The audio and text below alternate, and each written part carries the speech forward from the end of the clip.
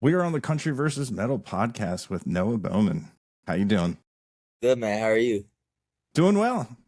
Doing well. But yeah, it's been a little while since I seen you down in Philadelphia. Yeah, when was that? It was like It was in the summer. I want to say like June. yeah, something like that. Makes Yeah, sense. I had a lot of fun. Yeah, it And, was a good time. dude, I had to do blood work the next day. It came back terrible. There you go. Mine probably would too, man. So Oh man, that was a pleasant surprise because it was for Pegasus and the Rooftops and they didn't say anything about an opener. And I walked down to the venue and there's your merch. yeah, And we I was like, snuck in there, dude. We yeah, I snuck in was like, there. nice. I was like, what's going on? And then I sent a message to I don't know if it was you or your manager. And I was like, hey man, I'm like totally at the show. This is gonna be great. And Yeah. that was really cool. Got to meet you. Got to see you play live and everything. Yeah, hopefully we'll be out that way soon, man. I don't know when we'll be back out that way, but we had a great time while we were there. It's good to meet you too in person. So Yeah, that was a really cool show. yeah. And Really it, cool venue too. I love that venue. I forget what it was called, but the Foundry. the Foundry, yes. Yeah, Yeah, that's that's it. an interesting spot. They have the Fillmore there. They have the Foundry, and they have the Brooklyn Bowl, like real close, and that Right, like just that little right. corner. That's where a lot of the Texas, Oklahoma guys end Like, up going if they're going to be in yeah. the area, Yeah, hopefully which we'll is be back there. It's like they had like several venues or like several rooms in one spot, so that was cool. yeah. I wonder that may have been the show where I had to get patted down for contraband. And I was like, what are you talking about, contraband? And Come they're like, you on. got stickers, dude. I'm like, could you just say stickers? Like, what, Yeah, like, what do you think's in those vapes, dude? What do you right. mean contraband? You know? You never know. You never know Yeah, these. right. Yeah. Little tabs. Yeah, who knows? Yeah, that was cool. At the end of the night, like the channel really started picking up when I called Pecos, and I don't know if you noticed the manhole covers. They says Pico on them, and I was gonna take one off and bring it to the tour bus, but Take I was just like, man, someone's gonna fall in the hole, and I'm gonna get in right. Yeah. trouble. Don't do And that. who wants a 200-pound manhole cover? Like, thanks for get it out of Dude, here. right. Go back, go back to TikTok, you dumbass. Yeah, the person I was with was like, I don't think that's a good idea. And I was like, dude, No, they're just gonna find leave. it hilarious. And then I was like, you know what? It's probably not a good idea. What are the odds it says the Picos though? Yeah, yeah. This is why, dude. Yeah. That's everywhere. Oh man. But uh, so like your sound and everything, it's becoming like it, I know a lot of people when you say red dirt, a lot of people Oklahoma. And Yeah. I know you're from Oklahoma. How do you feel about the red dirt alt country sound? Kind of it seems to be taking off like a nationwide thing.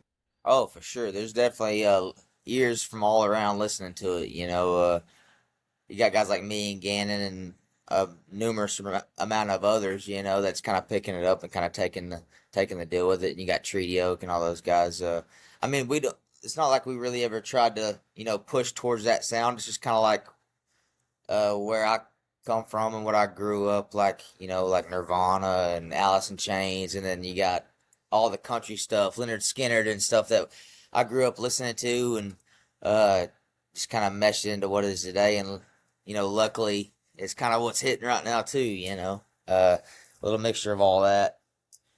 So it's it's just who we are. We're not trying to be anything other than that. And it's just the sound we get when we start playing music.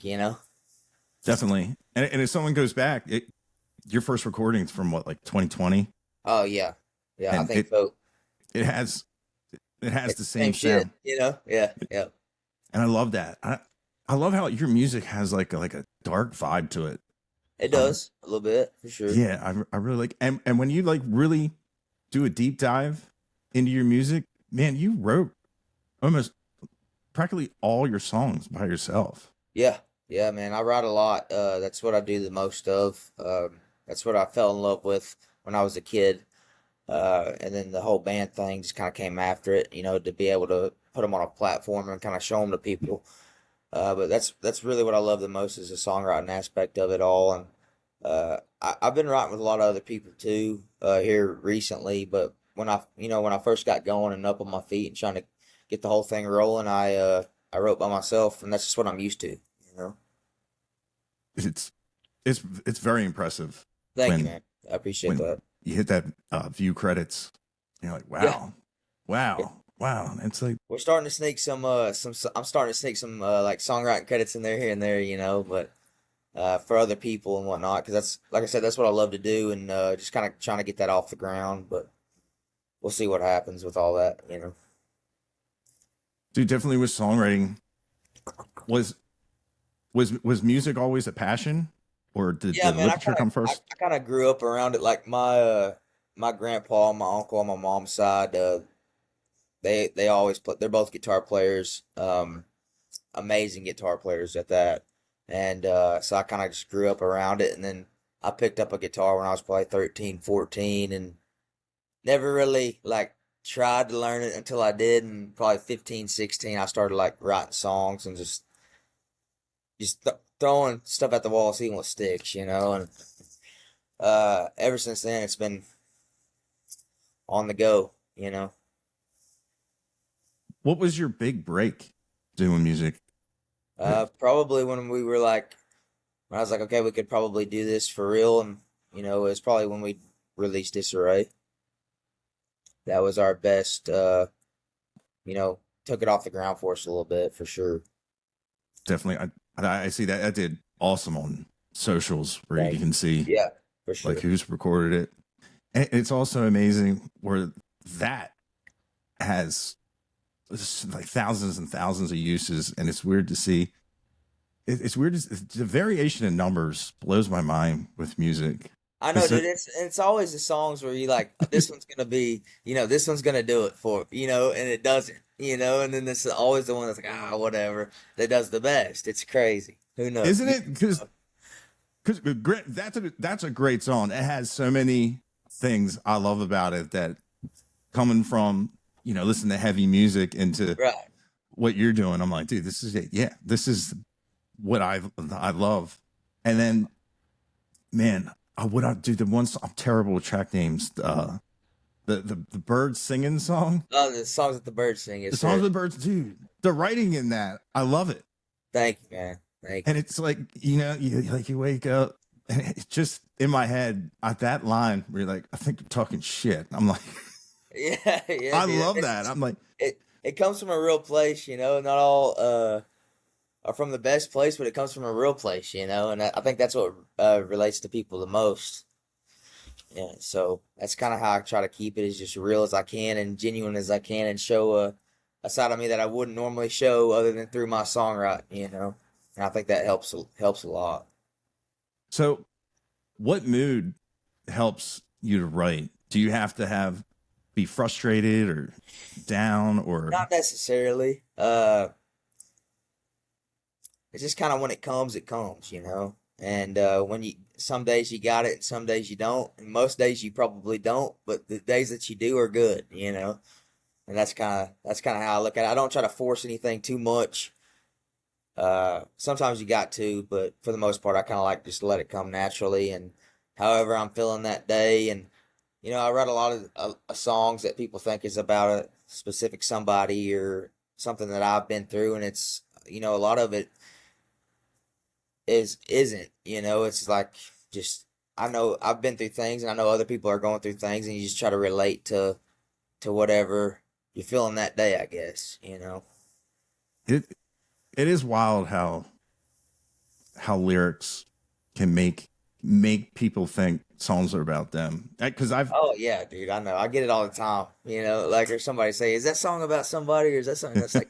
That's like I was in a happy relationship when I wrote that song. You know what I mean, or whatever. But you That's never know. funny. They, with me, it happened with a cover song. Like we were doing 4-hour shows, and our singer was like, he's like, I need to take a break. Is there any way you can sing? And I was like, I don't have range. I can kind of kind of speak. Right. And he's like, what's a song you want to sing? And it was Snuff by Slipknot. And I wrote the I lyrics love out. that song, dude. Oh, dude, the writing on that. So good. So It's like a good. poem.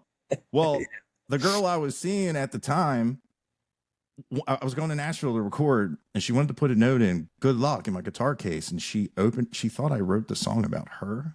Crazy. I'm like, no, it's like, I have a terrible time in Nashville. I'm like, what happened? She's like, oh, if you love me, let me go. Okay. I'm like, dude, are you? Slipknot song, yeah. It's a Slipknot song. I was like, what do you think? Because I also Take a Picture by Filter was another one. I'm like, what do you think I'm doing on the airplane? Are you going to take that literal too? You know how it's 2 songs? Because to learn lyrics, I have to look at them and go over and over and over. Because man, I have some like favorite songs, Burr.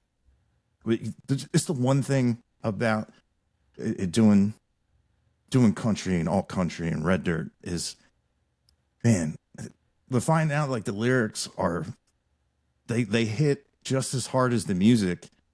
And man, that's been the coolest thing for me. And to find out, like, and also it's kind of hard because like with your music, the music is like right where I like live in the music world, where it has like that vibe, and it's a real cool cross between, I still feel like I'm listening to like a great musical band, like I said, Alice in Chains, Nirvana, that had like real cool heavy music. But man, same on the other side, the lyrics are just as heavy.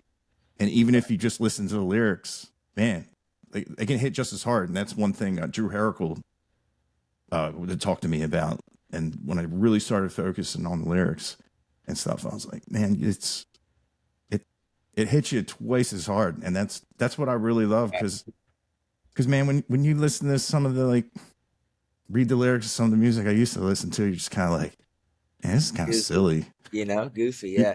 Yeah. I'm a strong believer in the, like anybody can sing, or anybody, it's like, it's the lyrics is what makes a song, Mm-hmm. and what you're trying to say and the message you're trying to relay. And I will always believe that, Yeah. Like, man, I went to my first songwriting where a bunch of people got together, and it was really cool how with the lyrics, a riff can write itself. Yeah. That was interesting for me because I, as a guitar player, I'd sit for hours and just try to come up with like a really, really cool, catchy riff. Then come to find out, if you have a singer singing in the melody of the songs, and song, it'll just happen. You put some chords to it, and you can put a lead line to it, and it's like, wow, I felt like I unlocked something because I've been sitting wasting my time, but that's. Man, music's just cool like that. How it is. The entirety of it. But with your music and like how would you put your music in? Like I know how people hate putting stuff in a genre, because when I tell people, they'll be like, who's on the podcast? I'll be like, Noah Bowman. They're like, what's he doing? I'm like, yeah, red dirt. And if they don't know what red dirt is, I'll say it's like country, alt country. And I was alt country. I said, I was just like, man, you remember all like the cool bands from the late 90s and 2000s? Right. And there's just like, why call it country? I'm like, that word is starting to get blurred into the thing. Because when you said, oh, we're going to go to country concert, I'd be like, yeah, see ya. Not necessarily a country concert when you show up, for sure. Yeah. I don't know what you'd call it, man. I'd say like the alt country thing, or like we're definitely red dirt at the core of things. Like I grew up like Mike McClure and Cody and all those guys too. Like look up to all those. Like Mike McClure's a great songwriter. We've been lucky enough to play some shows with him, and he's taught me a lot. So it's like I would definitely say we're red dirt, at the end of the day. But Definitely. like all this new stuff that we're doing and everything like that, like it's just all it definitely fits into the alternate country world or whatever. Yeah, definitely. Shout out, today's Cody Canada's 50th birthday. Yeah. Yeah, and I did get to speak to Mike McClure for a little bit, and it was He's a weird. gangster, man. Yeah, Yeah. it was weird how, like, I knew it was him without being 100% sure. Because, like, I go by, album covers, and I seen a clip before. I was, dude, this is definitely Mike McClure, and he was like, really cool to talk. And I only talked to him for like a little bit, but like I've been able to talk to Cody Canada for longer. And man, what's great, and like like the Red Dirt Rangers and all the guys that were like in the beginning of this, of how supportive they are of still the scene and the new people coming up. And man, Oh, for sure. it's so awesome this when you see them, just all across Canadian Ragweed down at Mile Zero Fest. And you're not only going to get to see them, you're going to see all their friends. You're Oh going to yeah, see that's one Smoking big family, Oaks. dude. That's the whole Oklahoma scene, man. Uh, Everybody knows everybody. Like Gannon, like I said, Gannon's running around here somewhere. We're at the lake. We've been here the past couple of days, just hanging out, up to no good, just having a good time. that's the one thing that I do love. They come to find out that everybody hangs out Yeah, and, sir. Yeah, writing together, hanging out. Because how great would it be if, just hanging out, that can inspire a song and for everything. sure, without a doubt, and it definitely has. You know. And I love with Gannon how he brought you up just like organically. I'm like, dude, no way. Like Noah's going to be on. That's funny. Going to be on next week. And I love how you guys use Taylor Kimball. Yeah, Right? Is that? yeah. We've done a few things with them. I know Gannon is using them too. So Yeah, I was like, man, that's cool.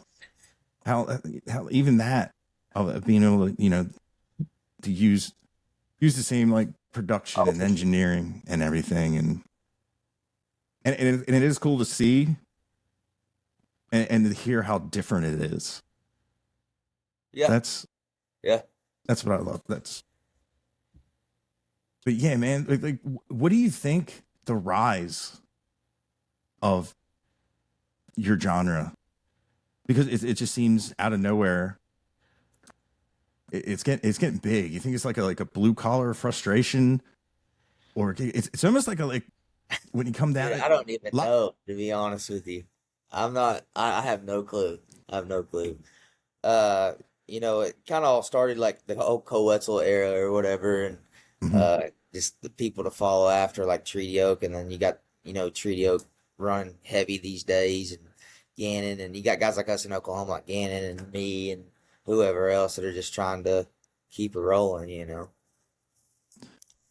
Yeah, it's amazing to see when people tag people in videos, and you'll see it doesn't matter what part of the country Oh yeah, it's from. There's people in those all over seats. the place, dude. Oklahoma, Texas, they're like the alternate country thing is out and about. It's here to stay. It's not going anywhere anytime soon, I don't think. And since it has been more mainstream, do you have like a fear like maybe it'll lose its soul a little bit? But because my thing is maybe if people were more reliant on suits and ties, but a lot of people are doing this independently where they don't have anybody Oh telling them yeah, like, yeah. no, don't do that. And, Like I said, I don't think it's going anywhere anytime soon. I think it's here to stay, and I don't think you need any of that to do it. I think you can do it independently, and there's no problem uh keeping it rolling that way. You know. definitely. And that's a great thing because there's been a lot of things I feel like people have ruined on Yeah, the executive side for sure, of for sure. people. And it seems, and also you always hear like a story of a band that was doing great, but they get balled up to be like silenced. So they don't compete with the other, cash cow and whatnot. It Right. always seems it's nice that that you can't do that when you have a bunch of people that work for themselves. Yeah, for sure. And kick their own can down the road and do their own thing and whatnot, and just keep it punk rock. Yeah, rock Just and roll, baby. Come on. yeah, rock and roll. We're gonna sing. We're gonna sing what we want to sing, and man, and I'm glad the people are receptive to that. Yeah, And I think it relates. The like the real side of it all relates to the real people, and that's what sticks. And it always comes back to you just being yourself and doing your thing, and people are gonna like it or they're not, and you know, screw whoever doesn't. Just do your right, thing. So yeah, it's the one thing. Not everybody's gonna love you. Much some people just can't let that go. yeah, Dude, just get up there, do what you're gonna do. The real people, they'll be they back like it next or they show. won't, dude. They like it or they won't. Yeah, it's you can't go in the music thinking you're gonna please everybody, and you can't go in the music thinking you're gonna be pleased, because you're gonna hear Yeah, no 10,000 times before you hear a yes. That's we know, yes, without a doubt. yeah, that was always like the discipline of it. So maybe this is a test, guys. They told us no, and we're gonna get an email 3 months from now and being like, you know what? You can get on social media and cry and throw our venue down the drain, because dude, music is it's a maze. It's just shoots and ladders, because you can shoot up, you can do something, shoot all the way down of something Yeah, of your doing that you thought you possibly were doing the right thing. You get it. yeah, yeah. My grandpa, like I said, he played music. I don't think he ever had a day job. He played for a lot of cool people. He was a great guitar player. He always told me, he's like, some days in the music business, some days you get the chicken and the next day you get the feathers, and like that stuck with me forever because it's the truth. Some nights it's great, and other nights it's not so great, but you keep on going. It's part of the game, and you gotta love it. Definitely. And it's when you have a big show and you go to a show and there's no one there, it's just, hey, Yeah, it's but band practice. We're yeah, going to play for the but the people. thing about it is, you got to put on the same show as if there was 1,000 people out there, 20,000 people, or whatever, and just got to keep it rolling. Well, Yeah. And, hey, we've done and it. a lot of times, Sorry. and, oh, it's all good. And a lot of times in those venues where there's not a lot of people, there's some of the, like, that's their spot. That's their Super Bowl. That's Yeah, to them, you're as big as any band that you could listen to. for sure. So definitely the quality of the audience, even though it could be smaller, is definitely more concentrated in people that are absolutely Oh yeah, dude. gonna We played some shows where there's 5 people in the crowd, and they've sing more. tough can. Look out, dude. We're out here, man. No, like I said, we'll play shows where there's 5 people in the crowd, and they're great. All 5 people in that crowd know our songs, and they sing it back to us, and it's better than probably playing in front of 500 people that don't. You know, it just Definitely. depends, and that's just how it is. Yeah, and I do love that, man. When the more and more bands that come up to the Northeast and see more and more people in the crowd, which like what I love, because man, like up here, man, I'll tell you what, like tribute bands are huge up here, and I don't get it.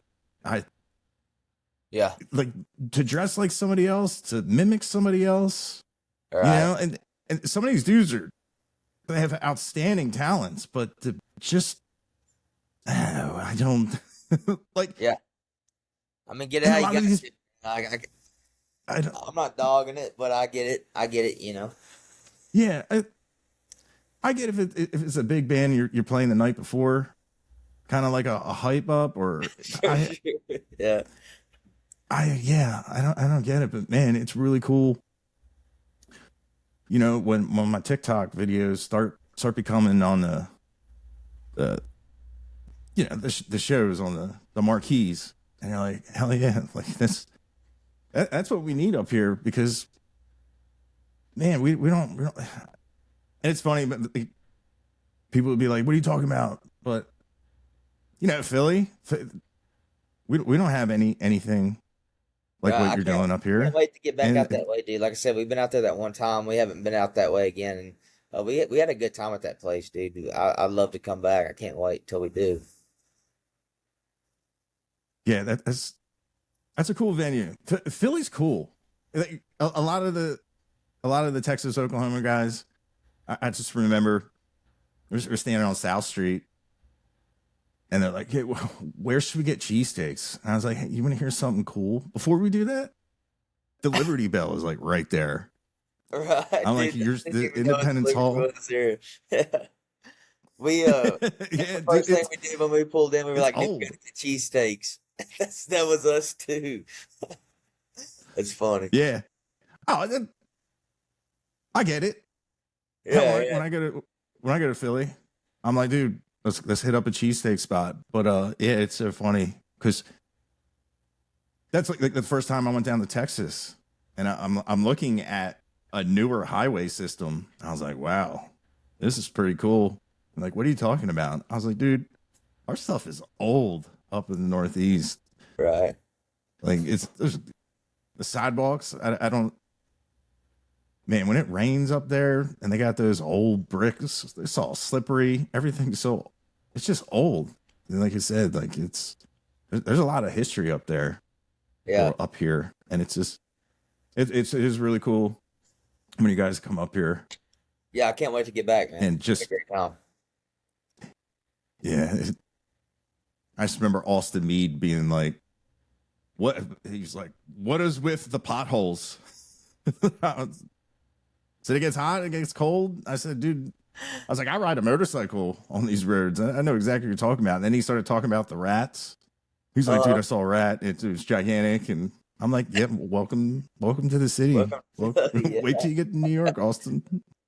They're Right. like the size of small Yeah, we played alligators. there. We played the New York shows a couple days later, and we had a good time there too. Had a good time there too. Yeah, it's like what a lot of people don't know or just don't think. And I was kind of in that box too. Up in New York, there's a lot of great landscapes. Like you hit a couple highways, you're like, dude, this is New York. Granted, when you hit the Dude, city, it's right. Yeah, we played upstate New York the first night, and it was like, dude, we were out in the country. It was crazy. I never knew there was a that side of New York, and then the next night we played smack dab in the middle of the city. It's like two different, completely different things, you know. right because when you watch a movie, unfortunately, I don't know why New York is always the one where something bad happens and you Mhm. see all the buildings, but once Yeah. you get outside, And you're what like, blew wow, my mind this too, and place like got a lot of we played like downtown New York or whatever, and like so many people that were there that knew our songs and knew Pegasus songs and like just loved the red dirt Texas country scene all the way up in New York. Kind of blew my mind as well. Like there yeah. was I everybody. I was like maybe they don't get it a whole lot or something. Or like get bands like us out that way, but when they do, they know who we are and they love it and they can't wait for us to come back the next time. You know. definitely because New York's not that far away from me. It's like an hour and a half, hour and 45. And I always wanted to go up there with like a poster and say, have you heard Red Dirt / Texas Country, Yeah, and have dude. like a I think Bluetooth they have, speaker man. I mean, and like, no, I think they have. I think, like I said, when we went down there, it was great. They like there was it kind of blew my mind how many people were so excited, and how many people knew who we were and knew who they were, and like we're glad, so happy we were there. You know? That's awesome. Yeah. That's what I love to hear. Because, you know, it's a lot easier to go there than the Texas for me. Yeah. Yeah. You're up that way. You're in Philly, right? Correct? Or where are you Yeah, at? well, I'm in Delaware, but Okay. I'm in Delaware. Philly's like 25, 35 minutes. I got you. Got you. And then I could take a train in less than 2 hours, be in Baltimore, Philly. You know, Okay. it's easy to go to different cities with the transportation that we We'll have have. to let you know when we're back up that way. I think we got some stuff coming up at the end of the year, uh, up that way. So I'll have to let you know when we're there. Hell yeah. Yeah,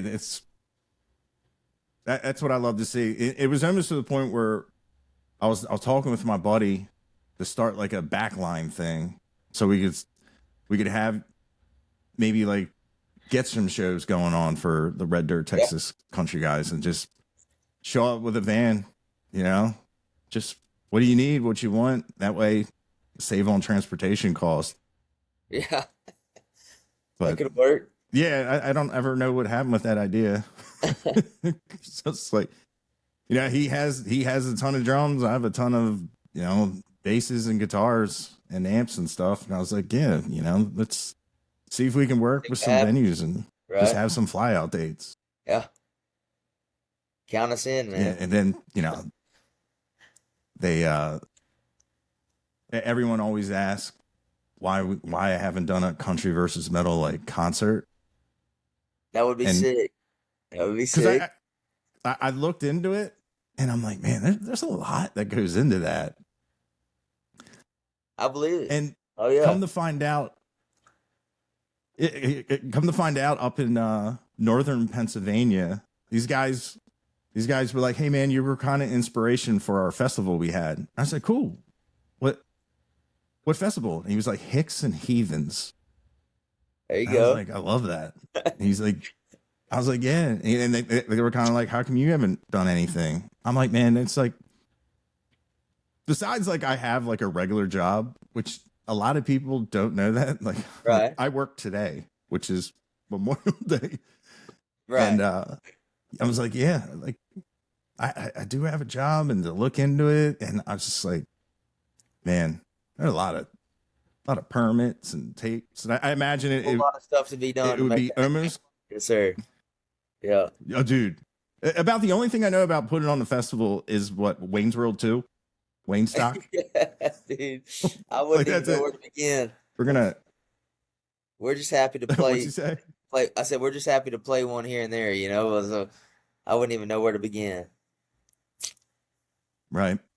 Now, and do you prefer festivals, or do you prefer like I like a co-headlining show? And, you know, like from town to town, venue to venue. That's more my style for sure. I got you.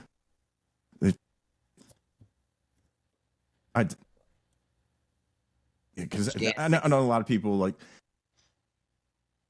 I just say it was scanning again. Yeah. There you go. Oh, there he is.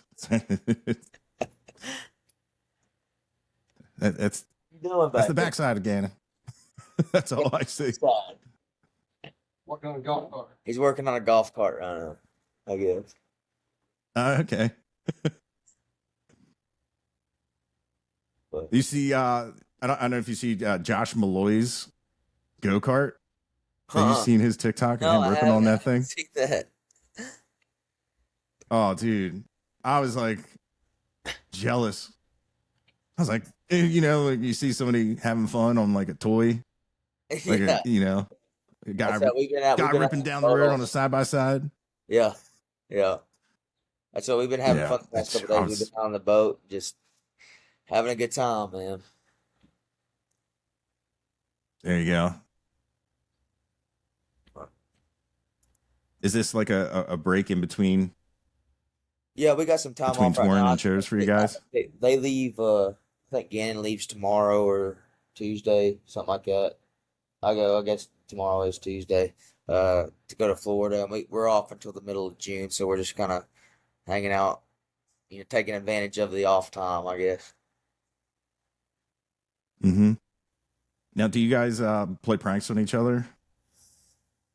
We try to. When we're on the road, we did the King of the Road thing last time we were on the road. There's like a list of things you have to do, or like the band with the most points wins. So we have fun when we're out running around, but we just hang out when we're here. We goof around though for sure. I got you.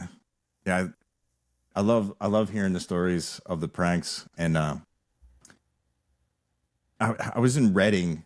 I just saw Co Wetzel, Trudy Oak, and Dylan Wheeler, and I was with Dylan Wheeler, and I didn't realize I was talking to Co Wetzel's drummer, That's funny. and we had like a really good conversation, and then he went on Dylan's bus, and I just remember Brock, Dylan's guitar player, was like, "Where did he go? Where did he go?" I was like, "Oh, he went on your bus," and he just was like, and like ran and just had to check his stuff. He was like, "Oh, you don't understand." He's like, "This entire tour, we've been pranking each other," and I Fucking guess he around. said, Yeah. "Man, the one time they put like packing peanuts and stuff." Yeah, you I got to was keep like, each other on your "Man, toes on the road. It's always good to have some yeah, fun, you know. absolutely." He just at the drop, he was just like freaking out. He was just running and other stuff. A guy came up and thought he was Otis, Co's guitar player, and he was like, "Yeah, man, are you a fan?" And I love stuff like that. Right. Where it's we're all like staring at our shoes, trying not to laugh.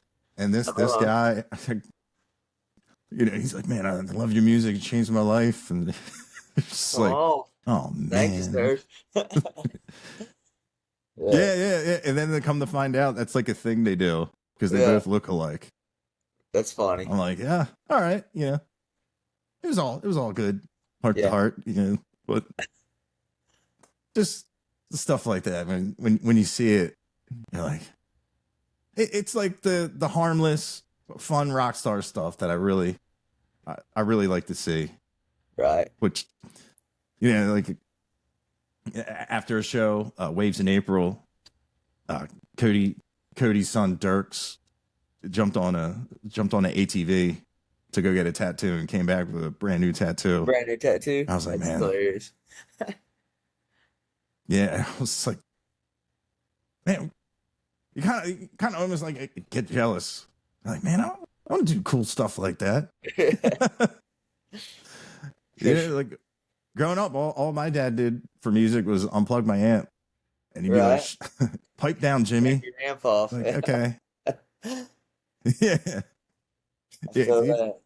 I guess when he finally noticed that I hated baseball, he was just like, "Okay, He let's go just get he you an gave it amp." up. Yeah. That's it. Didn't come when I grew up. Come to find out, that's what he wanted to do, and then I guess Yeah. I ruined it all. Right. Oops, I had plans. Nah, Yeah. I need to eat and cry at all times. You don't need me to. So, Lord, man. but yeah. So I know you said you don't have anything like concrete Take it paused. going ahead now, but is there any goals you want to hit before 2027 that you're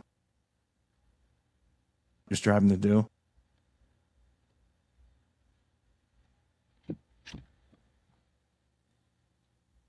Or did we have our first You didn't mess up. technical difficulty?